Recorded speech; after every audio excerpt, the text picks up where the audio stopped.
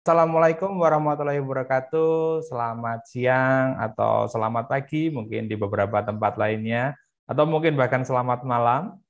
Eh, Salam jumpa kembali dengan seminar rakyat ARMP yang diadakan secara rutin, minimal 1 bulan sekali, sebagai bagian dari komitmen ARMP untuk memasyarakatkan kemandirian pangan yang diinisiasi oleh masyarakat.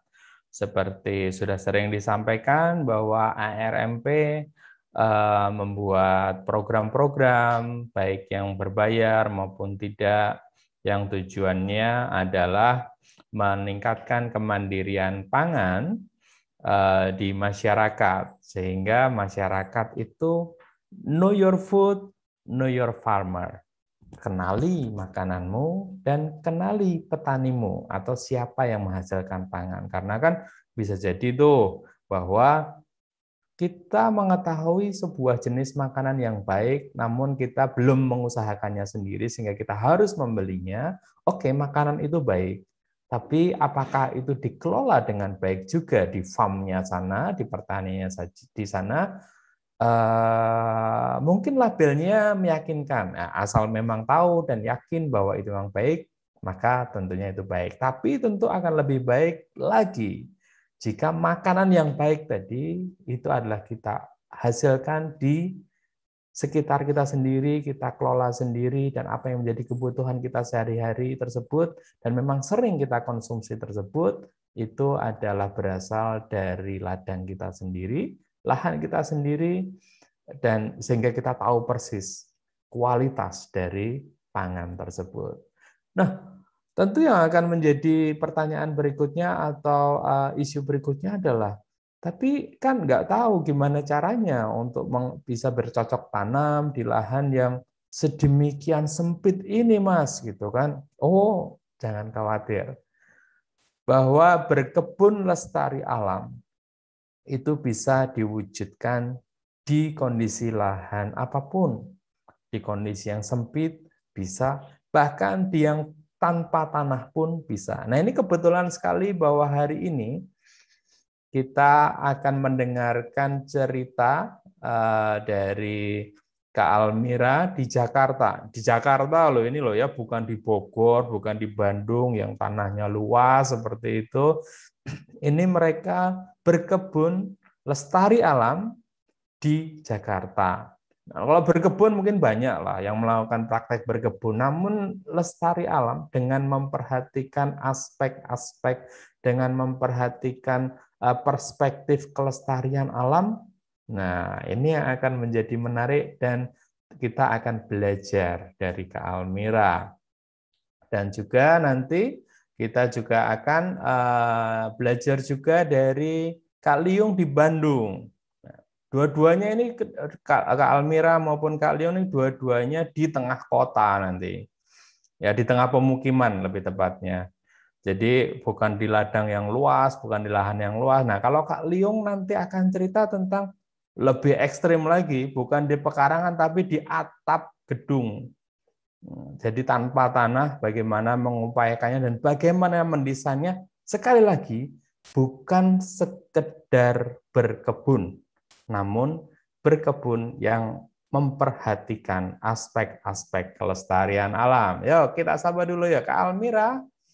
Bisa sapa teman-temannya di sini, ini sudah beberapa sudah pada hadir.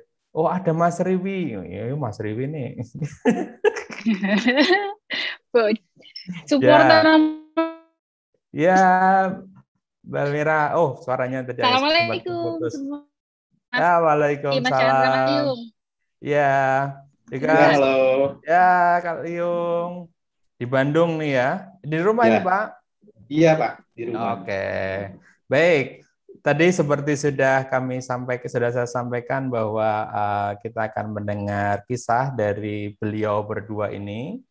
Kak Almira, Kak Liung akan bercerita tentang bagaimana mengelola, menata kebunnya, baik di pekarangan maupun di rooftop tadi, dengan menggunakan ilmu. Nah, dengan ilmu kanuragan yang dipelajari di ARMP gitu kan, di mana jurusnya itu adalah sebuah jurus pamungkas. Nah, namanya adalah PDC, Permaculture Design Course. Itu adalah sebuah kelas belajar yang cukup panjang dan cukup padat materinya. Beberapa sempat ada yang hampir menyerah dan segala macam. Beberapa juga memang juga sudah menyerah.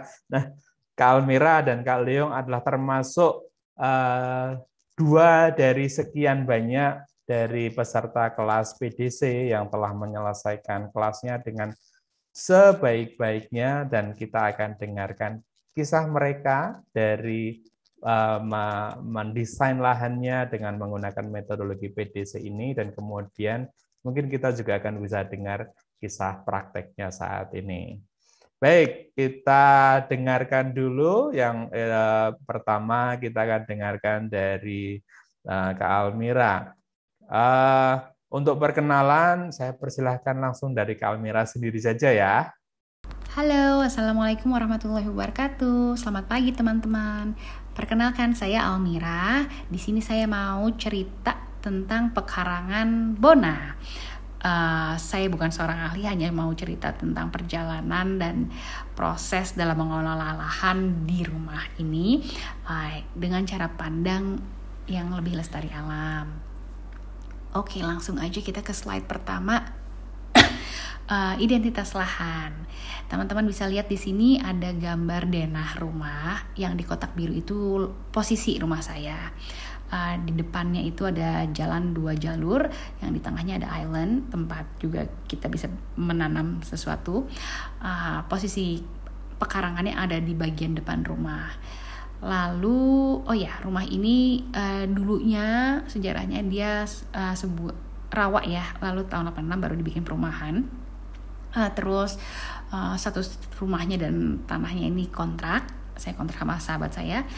Lalu nah ini gambar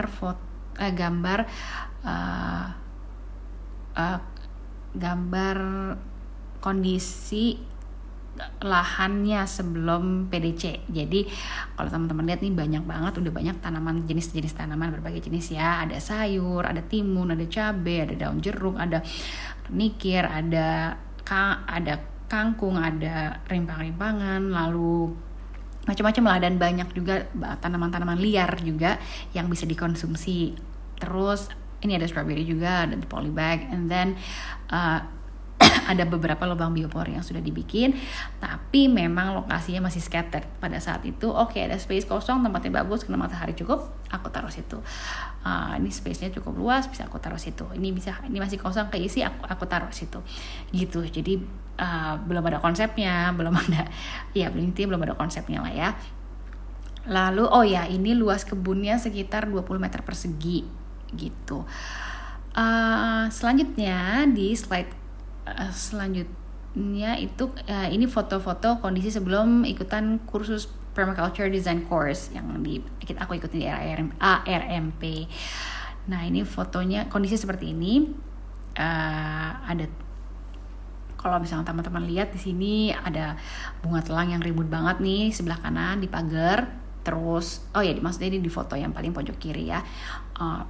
Terus habis itu ada, kalau di ujung sana tuh yang deket dinding batu bata itu tadinya tanah aja, rumput aja, baru dibikin bedeng sama aku di situ. Terus udah dicoba tanamin beberapa sayuran di situ juga. Lalu rumput, hamparan rumput, dan apalagi ya. Nah, terus yang foto sebelahnya itu area bibitan, cukup teduh di situ, jadi pas banget itu posisinya di samping rumah. Terus yang di bawah ini ada beberapa sayuran, dan itu yang tinggi itu adalah pohon temulawak yang cantik banget ya, kayak pisang-pisangan. Terus itu yang di kotak kayak semacam raised bed itu kangkung yang aku biarin tumbuh karena belum nggak sempet dipetik-petikin sampai akhirnya berbunga, dan aku baru tahu karena nanam jadi tahu itu kangkung itu bisa berbunga ya gitu. Banyaklah setelah menanam banyak menanam ya, jadi banyak tahu tanaman-tanaman yang kita makan gitu. Bentuknya gini, cara sampai akhirnya menjadi buah tuh seperti ini, prosesnya kayak gimana, itu luar biasa banget.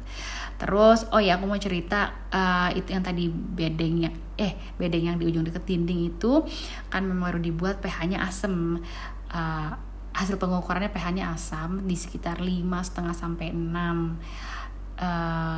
Terus pengukuran lain adalah si suhunya, ini suhunya masih oke. Kalau misalnya aku cek masih oke di sekitaran masih di range yang sesuai untuk ditanam gitu. Terus apa lagi ya? Nah udah, lalu masuk ke slide berikutnya, mau cerita tentang tantangan yang aku hadapin di halaman pekarangan rumahku ini. Yang pertama, karena pH-nya asam, tentu itu perlu diperbaiki dulu ya tanahnya, karena harus dibuat siap dulu tanahnya gitu. Lalu ada ini siput yang sangat invasif sekali.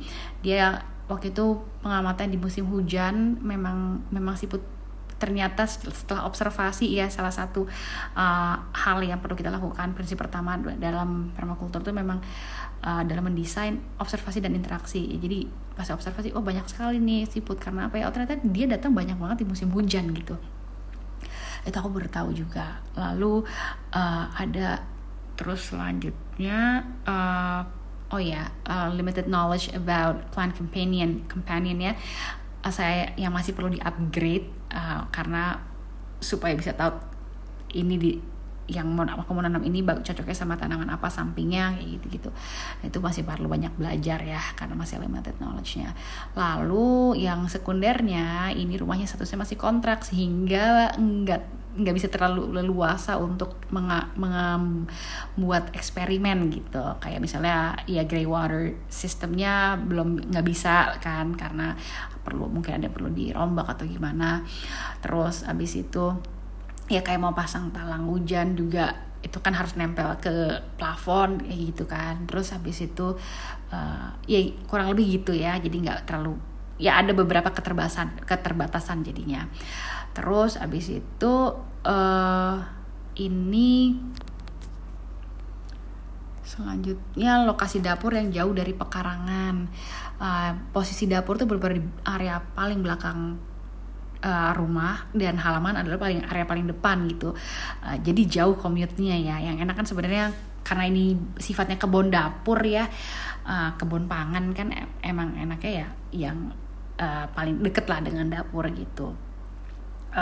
Ya di sini pun kan sebisa mungkin juga seefektif mungkin gitu sebenarnya. Ya kalau kita bisa bikin seperti itu. Terus dan satu lagi tantangannya adalah kapasitas mengolah hasil panen, karena juga keterbatasan kemampuan dalam memasak ya. Jadi ngambil juga secukupnya. Untuk bikin batch besar belum bisa, terus jadi ya itu sebuah tantangan juga gitu. Oke, selanjutnya ini dia, kita masuk ke element analysis, pemetaan elemen. Jadi sebelum kita mau mendesain kebun itu memang sebaiknya kita melist down apa yang kita pengen dan apa yang kita butuh untuk ada di kebun kita. Aku waktu itu ini hal yang paling aku suka dengan elemen analysis ini gitu, karena dengan melist down kita taruh mau di mana tempat-tempatnya. Si elemen-elemen tuh maksudnya kayak si chicken, si birds itu bedeng atau tempat kita mau naruh tanam-tanamannya, terus si kompos tuh ya tempat kompos, terus rain trap untuk tempat kita menada hujan rumah. Nah itu semua elemen. Lalu yang paling menarik buat aku di sini adalah kita bikin keterkaitannya. Nah kalau teman-teman lihat di sini kan semua saling terkait tuh ya, antara birds ke chicken ke birds juga ada panahnya, chicken ke home ke birds, terus kompos ke birds, semuanya saling terkoneksi gitu. Sehingga Kalau aku mau cerita ya, misalnya kenapa yang garis biru tuh dari home ke beds, karena masih perlu manusia ini penghuni rumah untuk merawat si bedengnya kan, dengan pruning tanamannya, menyiram tanaman, lalu memberikan pupuk juga gitu secara berkala. Kalau ke chicken juga sama, kita perlu merawat ayamnya kan, kita perlu merawat ayamnya dengan memberi pakan, terus habis itu mengambil komposnya, membersihkan kandangnya kayak gitu. Terus dari beds ke home itu ya pasti hasil panennya kita bisa ambil. Terus kalau chicken ke home, karena aku rencananya pengen ayam petelur, jadi ya telurnya bisa dipakai untuk di rumah kan. Terus untuk kompos, ini ada kompos ke beds, ini untuk sebagai pupuk. Kalau misalkan beds ke komposnya hasil pruningan, itu menjadi biomasa yang menjadi bahan-bahan dan nutrisi buat di dalam kompos. Lalu kalau misalkan kompos ke chicken, kompos ke chicken nggak ada, tapi chicken ke komposnya itu kohenya, kotoran hewan dari si ayam itu bisa menjadi kompos juga gitu. Kita fermentasi dulu. Lalu rain trap ini menangkap air hujan yang bisa dipakai untuk air minumnya ayam, untuk bersihin kandang, lalu untuk menyiram tanaman, untuk menjadi irigasi gitu. Kita bisa pakai rencananya sih pengen pakai selang gitu ya, water drip. Terus abis itu udah. Oh ya, ini aku juga mau cerita posisi tempat area tanamanku. Kalau teman-teman lihat tadi di foto sebelumnya kan, mataharinya ada di yang ke arah dinding batu bata gitu, lumayan luas areanya sehingga mendapat matahari pagi deh. Karena ini kalau teman-teman lihat nih arah mata anginnya ya dari kanan itu si matahari paginya. Jadi alhamdulillah. Lalu apalagi ya? Oh ya, kenapa desain ini penting banget dalam merancang juga, karena supaya aku suka banget karena jadi nggak ada yang terbuang gitu. Kalau teman-teman lihat kan nih juga mimicking the nature, di mana nggak, kalau karena close loop gitu ya, semua saling terintegrasi, semua masuk ke dalam sistemnya, nggak ada yang kebuang jadinya gitu. Dan perancangan ini penting juga supaya juga desain itu sifatnya memang untuk meminimalisir perubahan yang masif gitu di kemudian hari ya. Jadi udah lebih bisa diperkirakan lah secara budget, secara tenaga, secara kebutuhannya apa gitu.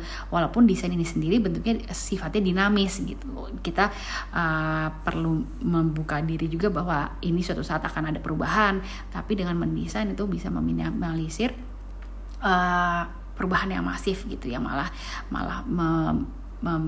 banyak yang terbuang, yang ya jadi lebih efektif lah ya gitu. Kalau prakteknya kan pelan-pelan lah. Terus abis itu dan bahwa ya memang kita perlu punya ilmunya dulu gitu sebelum kita mempraktekkan sesuatu kan, ya ilmu sebelum amal lah ya.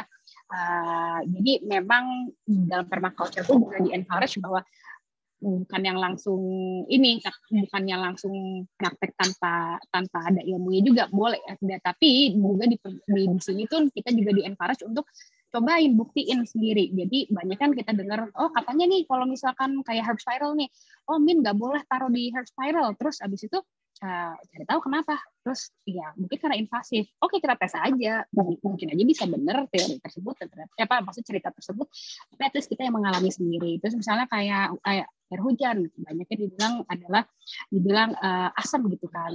Ya kita tes aja, kan punya alat ukurnya gitu. Gitu ya. Jadi ya seru memang benar-benar jadi tempat percobaan dan praktek laboratorium lah gitu. Terus abis itu aku mau cerita tentang desainnya ini. Desainnya ini karena permaculture itu memang tentang tetap indah loh, bukannya berantakan atau gimana gitu ya. Mungkin kalau ngelihat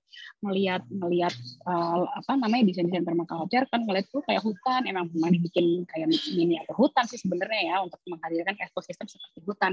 Tapi cuman bukan berarti nggak indah gitu kan. Nah di sini makanya aku bikin lengkung-lengkung kayak gini, banyak lengkung-lengkungan instead of garis lurus, karena memang pola alam tidak ada yang garis lurus dan tidak ada yang garis lurus lah intinya. Apa namanya secara naturalnya ya gitu, dan memang ternyata lebih estetik dan nggak kaku ketika kita berjalan gitu, dan itu ternyata wow there's such thing, dan membuat aku sih eye opening banget ya ilmu kayak begini. Terus habis itu oke, di sini jadi yang lengkung di bawah tuh ada bats, terus di kanan aku pengen ada chickennya, ada ayamnya tadi, kurang lebih seperti yang tadi di apa namanya pemetaan elemen tadi ya, terus ada raindropnya di situ. Nah batsnya ini keterkaitan, jadi kalau di permaculture itu kan juga ada etika dan ada prinsipnya. Ini aku mau cerita tentang apa namanya keterkaitannya antara si elemen tuh kayak maksudnya kayak si bedengnya, kayak spiral, chicken, terus rain trap, kompos, rumah, teras itu namanya elemen. Nah kalau di bedengnya aku pengen tanamin tanaman sayur, terus refugia itu kayak apa yang buat macam-macam bunga lah untuk apa menarik hama gitu ya. Jadi dia nggak kenain ke tanaman yang kita pengen makan. Terus rimpang dan ini semua dengan konsep layering. Jadi tumpang sari gitu dan tanahnya itu ketutup semua dengan tanaman gitu. Terus habis itu nah ini termasuk prinsip ditangkap semua apa namanya ditangkap siklus dan simpan energi.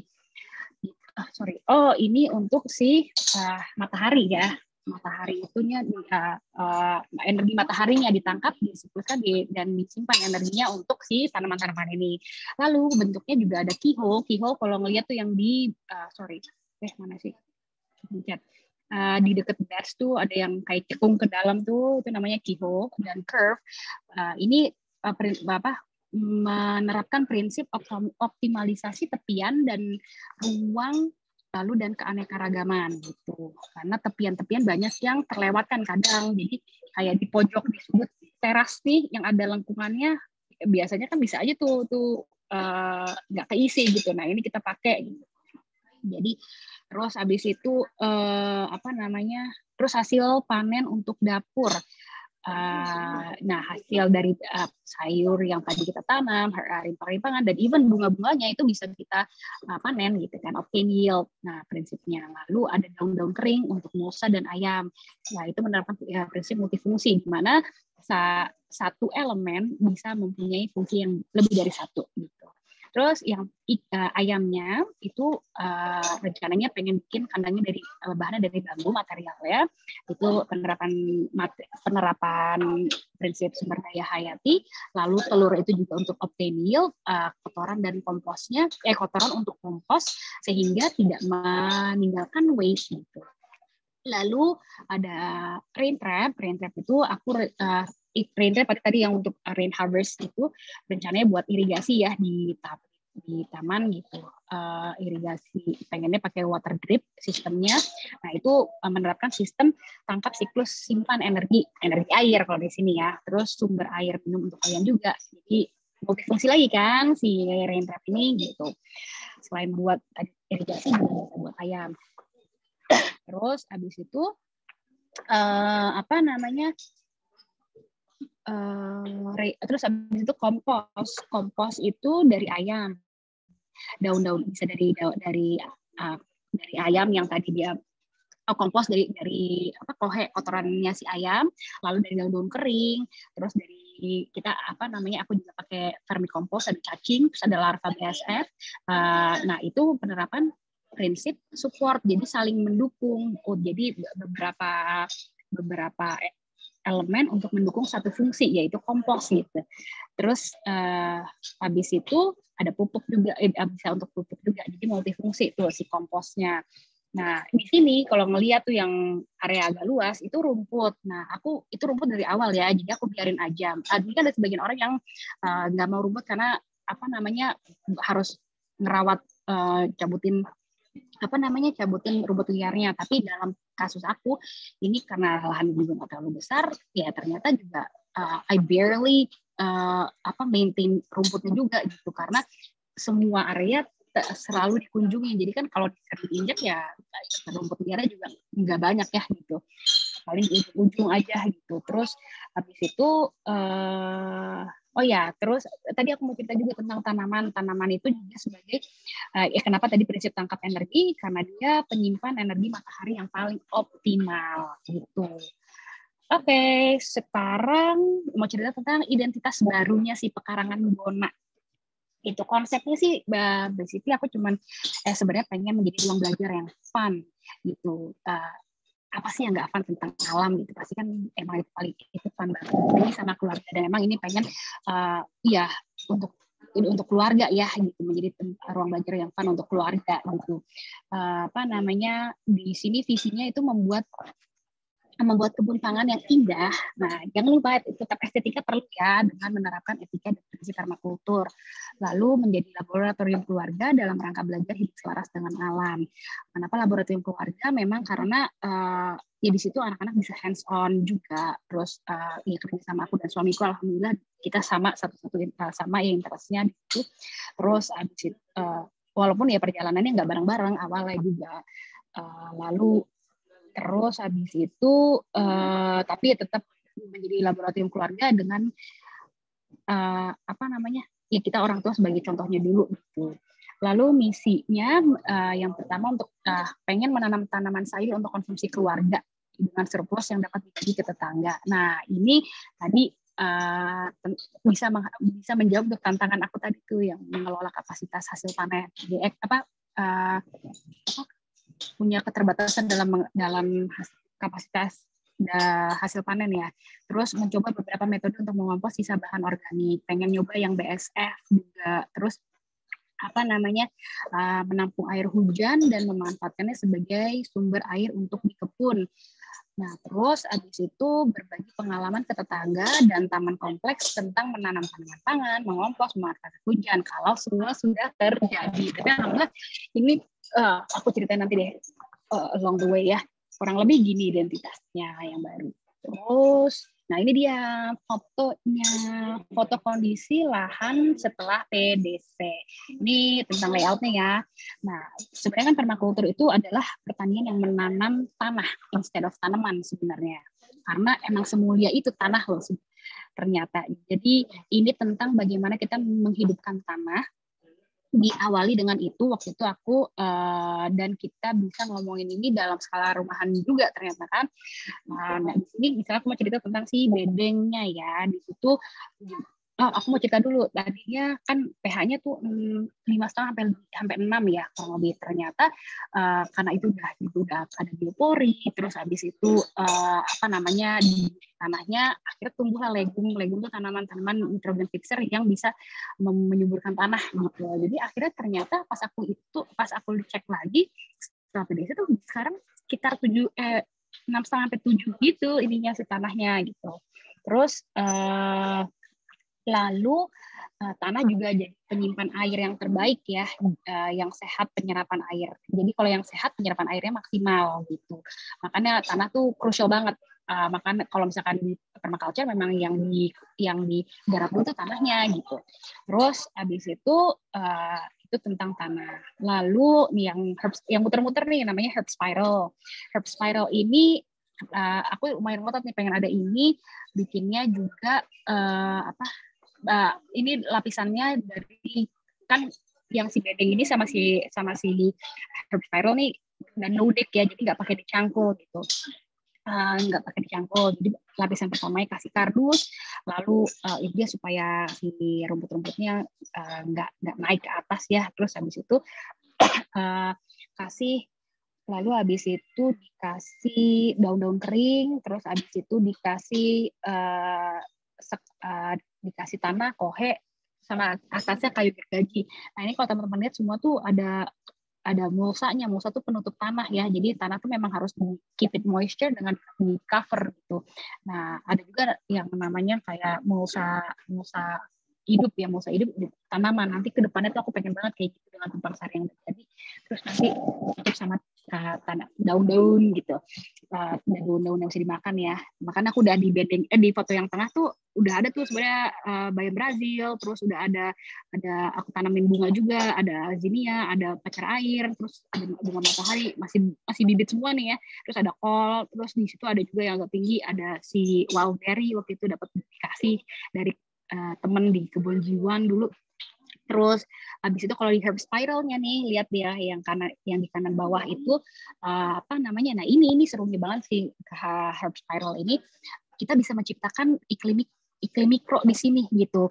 Kalau misalkan iklim kan mikirnya it's grand banget gitu, pokoknya luas atau besar lah skalanya gitu. Ternyata dalam kita bisa menciptakannya di herb spiral ini gitu, karena di yang paling bawah itu tanahnya tuh yang paling moist, justru dan yang paling atas itu adalah yang paling kering gitu. Terus ya kita bisa sesuaikan tanaman-tanaman sesuai dengan kebutuhan tanahnya seperti apa.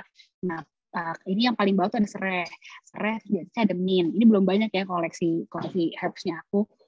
Terus yang paling atas ada lidah buaya, terus di samping itu ada basil. Nah itu kalau ngelihat ada yang kecil tuh juga ada kendi di situ. Kendinya tuh buat apa sih? Buat dia sistem irigasi juga.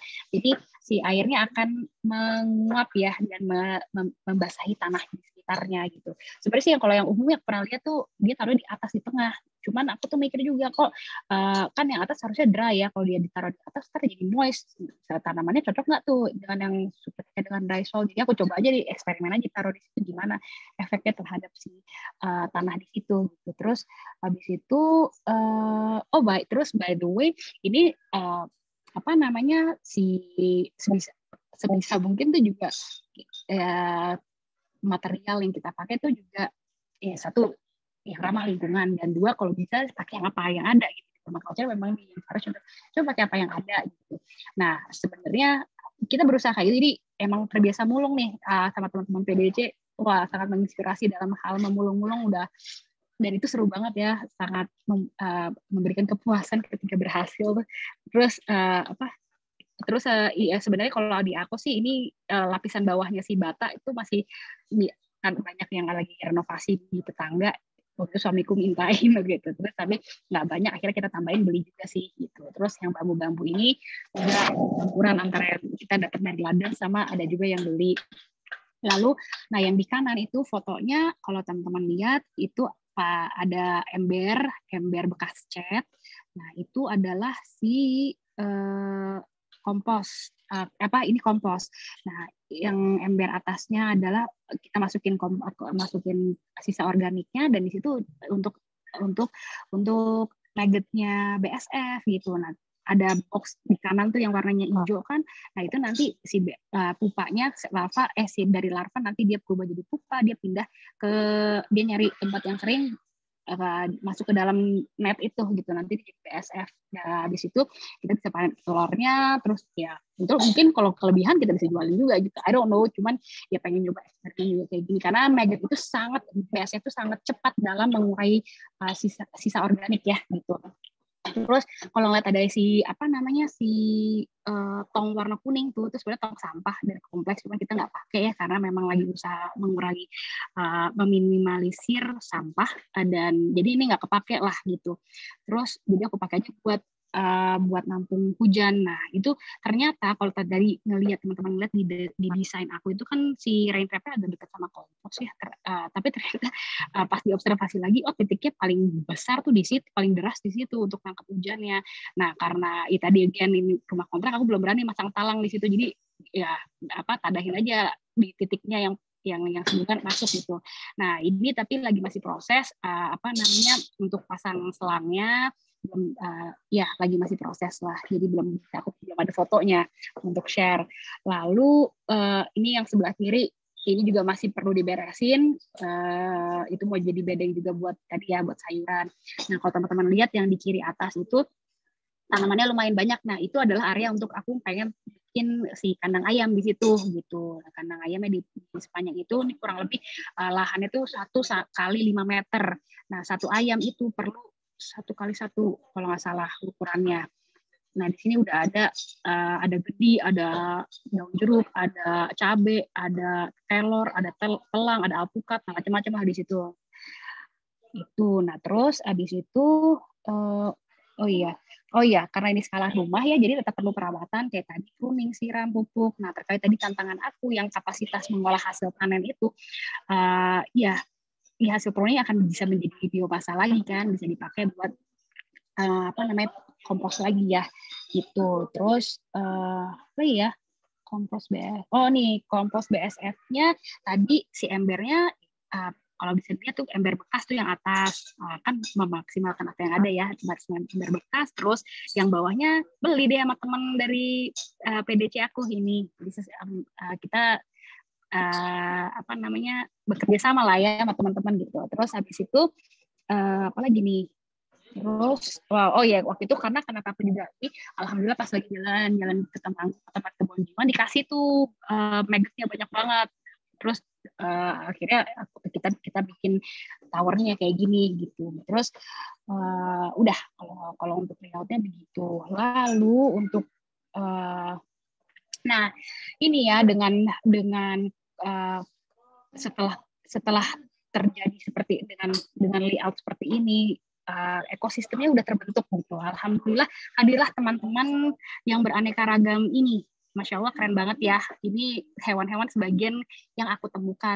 Kalau lihat nih yang paling kiri atas aku nggak tahu, tapi ini hewan kecil banget, cuman bentuknya sedikit itu keren banget.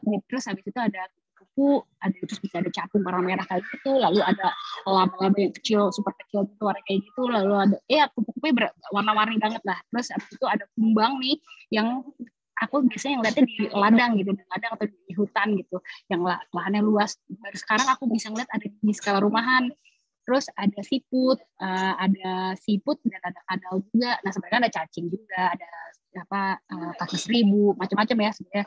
Cuma aku juga mau cerita bahwa ini siput kan tadi aku cerita bahwa itu menjadi tantangan buat aku. Tapi setelah belajar itu ternyata siput itu banyak sekali manfaatnya. Apa sih manfaatnya di alam tuh?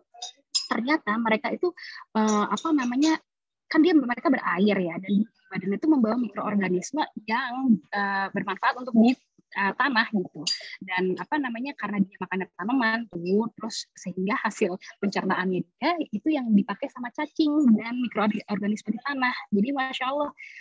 Jadi kalau misalkan kita ngerti ya bahwa emang di alam tuh udah diciptain ada fungsinya gitu, tinggal kita yang mencoba membaca dan mengerti, memahami gitu. Terus ada si kadal, even kadal pun ini ternyata sebagai indikator bahwa banyak serangga di halaman kita dan dia termasuk predator untuk hama gitu. Cuman di rumah pun aku juga ada predator untuk si kadal karena ada kucing aku yang suka nangkepin kadal gitu. Terus habis itu lalu jadi ini masya Allahnya dengan ada ekosistem yang udah terbentuk seperti ini, kita jadi bisa aku sih lebih bisa apresiasi dan selalu in awe gitu, menyaksikan interaksi setiap makhluk di alam ini. Terus semakin mengerti kenapa mereka ada di situ. Kayak misalnya ada lihat jamur, ternyata jamur itu jamur, bugs, cacing, kaki seribu itu semua ada fungsinya gitu. Terus habis itu kayak apa lagi ya? Oh ya, udah sekian kalau untuk yang ini. Lalu ini terakhir ini juga semua yang tadi teman-teman lihat, mereka lah yang ikutan berperan aktif di sini. Seperti yang aku ceritain juga di visi aku bahwa dan di konsep pengen mereka ini menjadi laboratorium keluarga, menjadi playground yang fun gitu untuk kami sekeluarga. Karena permakultur itu bisa banget membuat kebun yang child friendly banget, even dengan lahan yang terbatas. Kadang kita mikir kalau mau main di alam ya ini lahan yang luas, ternyata nggak juga gitu. Bikin aja ekosistemnya tadi. Pun kalau misalkan nanti lihat kayak Mas Liung kayak gimana tuh bikin di rooftop tanpa ada tanah kayak gitu. Terus kalau misalkan bisa juga ngelihat di seni rakyat sebelumnya RMP ya, ada yang di urban, ada yang di apartemen, ada yang di rumahnya juga dengan luas yang minimal gitu ya. Semua bisa gitu karena karena masalah sistem ya, dan alam tuh nggak pernah ada habisnya deh untuk keseruan gitu. Terus dari sini pun juga mereka belajar, kita bareng-bareng gitu, kita bareng-bareng untuk bikinan dengan memakai tangan kita langsung gitu, dan membuat hal-hal ini semua tuh normal untuk mereka gitu. Ya ibu aku pun juga baru belajar baru pas masih kecil ngelakuin kayak gini ya. Terus jadi di sini ini dalam usaha mendekat dengan alam, dengan usaha untuk melestarikan alam juga gitu. Mereka sama sekali sekarang juga udah nggak geli ya dengan berinteraksi dengan, mereka sangat senang lah berinteraksi dengan hewan-hewan terus ya tanah dan apapun. Dan tapi untuk ini semua juga balik lagi nggak selalu melulu mereka mau juga sih. Biasanya kita melakukan aja lalu mereka melihat dan mereka pengen ngobrol, ya akhirnya ikutan juga berjain gitu, karena kan penasaran pasti mereka juga. Lalu dan apa namanya, hal-hal kayak gini bagus, aku tuh merasakan manfaatnya juga untuk melatih sensori untuk indrawi dari mata, dari telinga, karena kan juga ada banyak suara-suara dari alam kayak burung, kayak yang friksi nggak ada kalau di sini ya, tapi suara angin pun, terus dan mengasah kepekaan hati kita juga gitu, kepekaan hati dan rasa, terus sehingga karena kan kalau di alam kan sangat berproses banget, makanya kalau pernah dengar kan parenting is not about being carpenter but being a gardener gitu. Nah itu yang melatih aku, dan mudah-mudahan juga untuk bisa diaplikasikan di anak-anak ya gitu. Nah terus di situ pun juga kita sama-sama belajar skala diri ya, kalau memang capek mereka observasi, yang pasti kan mereka observasi orang tua kita. Jadi di sini kita ngelakuin, mereka ngelihat apapun, makanya di laboratorium gitu. Terus kita belajar menerima ya, kalau misalkan tadi tanamannya kayak dulu aku punya timun dimakanin siput terus habis itu dimakanin terus si cabai dimakanin sama si lalat buah gitu. Terus habis itu ya kayak gitu ya, belajar ikhlas aja. Ketika itu terlatih, dan ini kan tiap hari di kebunnya terlatih, insya Allah juga bisa terrealisasi, dan semua pelajaran di situ karena permaculture is a lifestyle, dan itu bisa diterapin dalam keseharian gitu, di luar berkebun gitu. Terus itu yang aku dapat ya, yang aku rasakan gitu. Lalu dan kenapa bersama keluarga ya, karena kan kalau bersama-sama tuh kan pasti memang lebih mudah ya daripada sendirian, tapi memang tetap dimulai dari kita sendiri. Terus terus habis itu ya di sini pun aku juga kasih area space untuk mereka ngotak-ngatik, jadi mereka nggak ngotak-ngatik areanya aku dan suamiku, yang anak lagi ini masuk kasih cangkang telur tuh, itu areanya mereka lah, kalau mereka mau nanamin apa, yang suka-suka mau gali-gali dari situ. Terus nah habis itu terus habis itu ya dekat dengan alam itu kan, karena ini kan semua juga dalam rangka pengen mendekatkan dengan alam. Banyak tanda-tanda di alam yang bisa kita pelajari untuk kehidupan kita juga gitu. Dan termasuk ya ketika mereka sudah dekat dengan alam, ini ya ketika anak-anakku homeschool kan, terus milih proyek, pengen bikin proyek kan, terus proyeknya milih pengen bikin rumah lebah gitu. Terus aku cerita ke kakakku yang anak urban banget ya, kok bisa sih dia familiar, dia bisa sih tiba-tiba kepikiran lebah gitu, karena mungkin kalau di kota kan jarang ya ada lebah. Terus ya aku bilang ya karena memang udah familiar gitu. Kenapa bisa familiar ya, memang sering datang ke kebun gitu. Jadi it's very fun sebenarnya untuk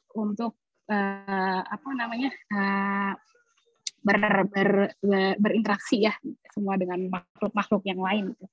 Terus habis itu dan sembari menemani anakku, aku pun dan suamiku bisa sama-sama belajar bahwa peranan lebah tuh segitu pentingnya loh gitu, untuk bahkan untuk kelestarian alam dan juga manusia juga gitu. Tanpa lebah lebah is the best pollinators gitu. Tanpa lebah juga ya tidak ada penyerbukan, nanti nggak ada tanaman binatang yang makan tanaman tuh nggak ada lagi. Habis itu ya manusia mau makan apa? Jadi bukan seperti itu, bahkan sampai makan ada di dalam surat dalam Al-Quran dengan nama An-Nahl kan. Terus dan di sini tuh mereka jadi tahu tentang dari mana asal makanannya, gimana prosesnya, ya dengan harapan lebih bisa menghargainya, ya itu still proses sih gitu. Terus di sini pun juga ya tadi aku sempat cerita juga bahwa di kebunku banyak bunga telang, cabai, terus ada daun pandan, terus habis itu ada kelor, terus ada bayam. Nah ini suka kita kasih ke tetangga juga. tetangga sebelah aku tuh suka masuk, minta ya, oke ambil gitu. Terus habis itu ya itu proses itu termasuk etika berbagi adil kalau teman-teman tahu tentang etika permaculture. Lalu selanjutnya rencana berikutnya. Yang bagian atas adalah rencana untuk aku ya keluarga kami. Kami rencananya mau tetap melakukan pembibitan untuk mengisi ruang si bedeng, herb spiral dan tepiannya. Terus membuat kandang ayam. Terus habis itu membuat rumah lebah, ya ini proyeknya anakku ya. Lalu menyiapkan instalasi air tada hujan tadi. Dan rencana berikutnya untuk teman-teman, nah semoga sharing aku ini ada manfaat integrasi manfaatnya. Jadi cus bisa daftar PDC RMP, rencananya akan ada di bulan Maret. Ini di sini komunitas yang luar biasa banget aku rasain, teman belajarnya super seru dan hebat-hebat lah ya, bisa dapat inspirasi dan sangat suportif banget. Ini komunitas yang aku rasain sangat kekeluargaan gitu. Terus dan selanjutnya karena ini boleh promo juga, jadi aku juga mempromosikan komunitas ini ada Ladang Langit. Ladang Langit ini adalah Instagram saya, keluarga, suami dan beberapa teman-teman yang cerita tentang perjalanan kami berpermaculture ada di ladang kami di Bogor, dan yang di Pekarangan Bone ini juga udah mulai masuk ke dalam situ. Aku lupa naruh IG-nya sih. Ini kalau yang Ladang Langit @ladanglangit.id. Kalau yang yang ARMP ini Akademi RMP. Kalau nggak salah gitu. Terus, nah ini ada satu lagi, Jejak Langit. Ini adalah komunitas keluarga tumbuh dalam eksplorasi untuk eksplorasi dan lingkungan untuk anak yang usianya 7-10, tapi ini keluarga ya, bukan cuma anaknya doang gitu. Nah, dengan kegiatan yang berorientasi untuk memberikan manfaat pada bumi gitu. Jadi ya insya Allah ini semua bisa bersinergi ya dan bersinergi ini komunitas-komunitas ini gitu. Lalu slide terakhir, nah dengan mengamati alam kita akan semakin memahami alam, maka alam akan membuka diri, semakin didalami, semakin kita bisa mengenal diri. Itu quotes dari Mas Ana Masrur, guru kita di PDC ini, dan semakin kita mengenal diri, insya Allah membawa kita untuk bisa semakin bermanfaat yang lebih optimal untuk bumi. Oke, sekian. Terima kasih. Terima kasih sekali Mbak Almira, presentasi yang sangat menarik sekali dan ada hal yang menurut saya itu sangat perlu diketahui oleh teman-teman semuanya tentang bagaimana menghadirkan sebuah rumah dengan kebunnya seberapapun luasnya itu adalah yang ramah anak seperti tadi ya disebutkan. Dan ramah anak ini bukan sekedar playful hanya bisa dimainkan, namun di situ ada fungsi juga ya tadi disebutkan oleh Mbak Almira itu sebagai untuk merangsang atau mengembangkan sensori atau indrawi dari anak-anak, dari mata, dari telinga, tangan dan segala macam. Yeah. Jadi kalau mungkin anak-anak kota itu kan biasanya jangan main tanah kotor, itu jijik segala macam. Nah, ini kalau di Almira malah kayaknya harus main tanah itu kan. Ya makanya emang berawal dari orang tua ya, Mas. Ya, Semuanya.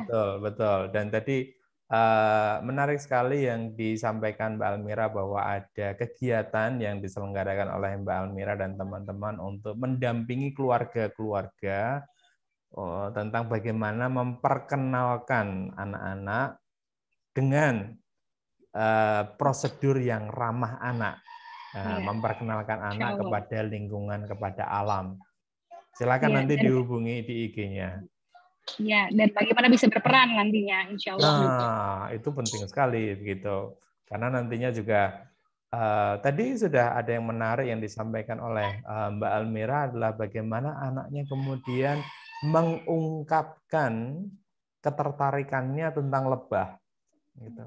Sekarang coba loh, nggak banyak loh anak-anak tuh yang kemudian berani yang pertama menyampaikan, mengekspresikan keinginannya itu kan kalau menurut saya dari pengamatan saya itu nggak banyak karena sudah terlalu sering disetir dan didikte gitu kan.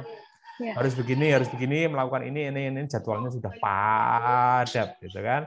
Nah ini Mbak Almira, keluarga Mbak Almira memberikan ruang bagi anaknya untuk mengekspresikan diri, menyampaikan pendapat, dan itu terkait dengan alam. Nah itu menarik sekali. Karena gimana pun juga, kalau kita nggak punya alam, kita nggak punya bumi ini, terus kita mau tinggal di mana coba? Iya benar. Bahkan jadi kayak aku tuh pernah dengar temanku bikin yayasan partai ya untuk karena ini terkait hak asasi manusia ujung-ujungnya si alam ini. Kalau nggak ada alamnya rusak ya hilang semuanya gitu kan. Betul. Jadi dengan kegiatan sekecil apapun yang menurut kita itu sangat sepele sekali, tapi jika kita melakukannya dengan paham bahwa yang kita lakukan ini akan berantai, akan berdampak demikian, membawa manfaat demikian, dan lanjut, ya itu harus dilakukan dengan konsisten. Maka kita berikan apresiasi buat keluarga Mbak Almira yang telah mengupayakan kelestarian alam melalui berkebun di pekarangannya di Jakarta. Ini penting sekali nih, di Jakarta. Jakarta. Semoga bermanfaat ya. Ya, baik. Terima kasih Mbak Almira. Terima kasih Mas Chandra. Baik, kita masih ada waktu kita berbincang sejenak, kita akomodasi beberapa pertanyaan, tanggapan dari teman-teman yang ikut menyaksikan lewat YouTube. Ini ada yang menyebut tadi, Kang Leong ini farmer engineer ini istilahnya. Jadi farmer yang memang ada teknisinya lah gitu kan, seperti itu. Terus ada pertanyaan ini mungkin kepada yang saya tujukan dulu kepada Mbak Almira. Ada yang menanyakan Mbak Almira tentang ini, kalau di kota, terutama di Jakarta seperti tadi, itu bagaimana mendapatkan media tanamnya, Mbak Almira? Apakah melalui mengompos sendiri saja, atau juga mendapatkan dari luar, atau bagaimana? Itu satu. Yang kedua adalah nanti silahkan Mbak Almira juga sambung dengan apakah ada kurikulum permaculture untuk anak? Silakan Mbak Almira. Kalau misalkan media tanam, iya so far memang dari kompos, cuman belum bisa memenuhi semua kebutuhan yang pada saat itu lagi mau bikin raised bednya semua ya. Jadi memang ada yang masih beli, dan karena kita juga lagi ngegarap lahan, kita ngontrak lahan di Bogor, sekarang sama teman, itu kita ada ngambil dari tempat peternakan sapi dan kambing, kohenya, lalu difermentasi sendiri di ladang kita gitu. Terus jadi ada yang nggak ambil dari situ juga gitu. Cuman kalau nggak punya akses kayak gitu ya paling beli ya biasanya. Oke. Terus kalau misalkan terkait kurikulum permaculture, nah kebetulan pas banget di Jejak Langit tadi, komunitas yang tadi aku share juga, kita baru aja selesai belajar permakultur berbasis proyek gitu. Terus baru aja selesai, cuma nanti insya Allah kalau misalnya ada lagi, teman-teman bisa aja follow IG-nya jejaklangit.id kalau ada acara terkait permaculture. Karena memang kita kan ke keluarga ya, anak dan keluarga, bisa dipantau aja di situ.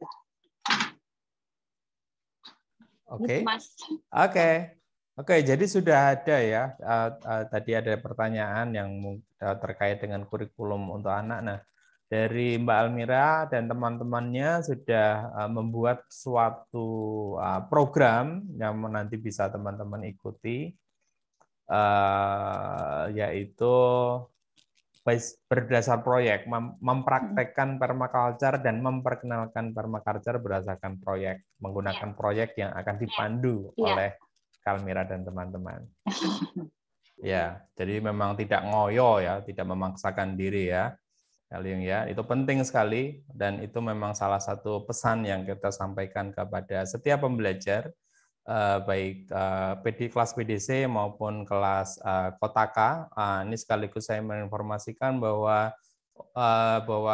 menginformasikan ulang Kak Liung, Kak Almira ini adalah peserta dari kelas KRM, dulu namanya KRM, sekarang namanya Kotaka. Nah, untuk kelas Kotaka itu akan kita mulai di 28 Oktober ini, di bulan ini. Nah, kalau PDC itu akan kita mulai di Maret 2022 nanti, jadi masih agak panjang. Silahkan yang teman-teman yang hendak belajar permaculture, baik dari yang kalau Kotaka itu lebih terbatas konsepnya, konteksnya, karena itu lebih ke pekarangan dan tujuannya untuk pertanian keluarga atau family farming. Nah, kalau PDC itu lebih luas, itu komprehensif sekali, dan itu berjalannya adalah 90 hari. Dan itu akan kita jalankan di Maret nanti. Kalau sekarang sedang berjalan kelas PDC yang dimulai di Agustus lalu. Baik, sekaligus menginformasikan bahwa minggu depan ARMP masih ada seminar rakyat satu kali lagi di bulan Oktober ini, dan kemudian nanti acara berikutnya adalah di bulan November nanti. Untuk minggu depan kita akan belajar dari guru kita secara langsung, Pak Anam akan menyampaikan tentang judul seminarnya agak misterius ini. Pertanian tanpa merek, gitu kan. Nah, nanti akan bersama Pak Anam, nanti juga ada Pak Octavius dari Biodynamic Indonesia. Kita akan dengarkan cerita sekaligus ya kuliah dari beliau berdua. Oke, terima kasih Pak Liung, terima kasih Mbak Almira atas waktunya yang sudah menyempatkan untuk berbagi kepada kita semua. Saya sangat yakin apa yang Kak Almira, Kak Liung sampaikan itu sangat menginspirasi para pendengar semuanya, dan semoga ini juga tidak sebatas menginspirasi dan berhenti, namun juga teman-teman juga nantinya bergerak untuk mempraktekkan berkebun lestari alam. Baik, terima kasih sekali lagi Kak Almira, Kak Liung, dan kepada teman-teman teman-teman semuanya yang sudah turut hadir. Kita berjumpa lagi minggu depan ya. Terima kasih semuanya. Wassalamualaikum warahmatullahi wabarakatuh.